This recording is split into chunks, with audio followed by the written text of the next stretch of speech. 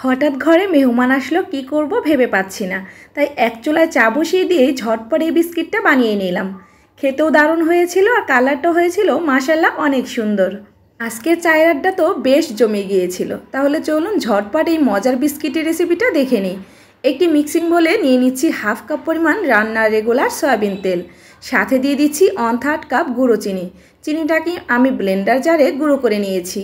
সেই সাথে দিয়ে দিচ্ছি 1/4 চা চামচ এলাচ গুঁড়া, দিয়ে দিচ্ছি 1 কাপ পরিমাণ ময়দা, সাথে দিয়ে দিচ্ছি 1 টেবিল চামচ গুঁড়া দুধ, আরও দিয়ে দিচ্ছি 1 টেবিল চামচ সুজি, হাফ টেবিল চামচ দিয়ে দিচ্ছি বেকিং পাউডার।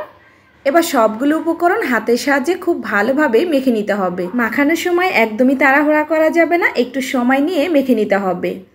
একটু সময় নিয়ে মেখে নিলেই দেখবেন সফট একটি ডো তৈরি হয়ে গিয়েছে। আর এটা মাখার সময় কোনো প্রকার পানি ব্যবহার করা যাবে না, শুধু তেল দিয়ে মেখে নিতে হবে। কতটা সফট হয়েছে আশা করছি দেখেই বুঝতে পারছেন। এবার একটি টেবিল চামচের সমান করে এই বিস্কিটগুলো বানিয়ে নিতে হবে। এতে করে সবগুলো বিস্কিট কিন্তু সমান সমান হবে।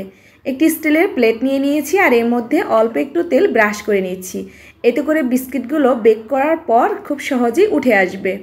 এবার বিস্কিটগুলো দিয়ে দিচ্ছি আর সবগুলো বিস্কিট কিন্তু আমি একই রকম করে বানিয়ে নিয়েছি। এবার একটি ডিমের কুসুম আমি একটু ব্রাশ করে দিয়ে দিচ্ছি। এতে করে বেক করার পর সুন্দর একটা কালার আসবে বিস্কিটের মধ্যে। সবগুলো বিস্কিটের উপরে আমি এই ডিমের কুসুমটা ব্রাশ করে দিয়েছি। এবার এর উপরে অল্প একটু বাদাম কুচি দিয়ে দিচ্ছি আর অল্প একটু সাদা তেল দিয়ে দিচ্ছি। এতে করে কিন্তু বেকারি স্টাইলের মতো দেখতে লাগবে আর খেতেও কিন্তু খুবই মজা হবে।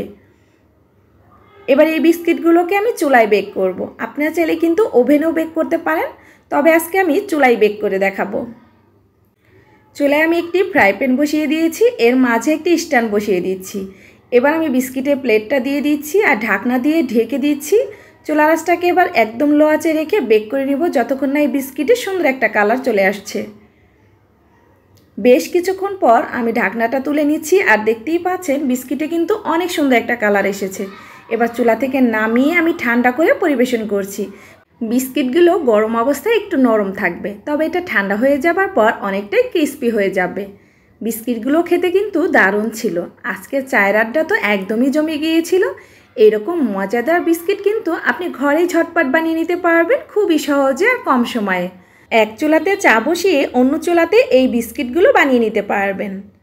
আমার আজকের এই বিস্কিটের রেসিপিটা কেমন লেগেছে অবশ্যই কমেন্টে জানাবেন। ভালো লাগলে চ্যানেলটি সাবস্ক্রাইব করে নিয়মিত চ্যানেলের সাথেই থাকবেন।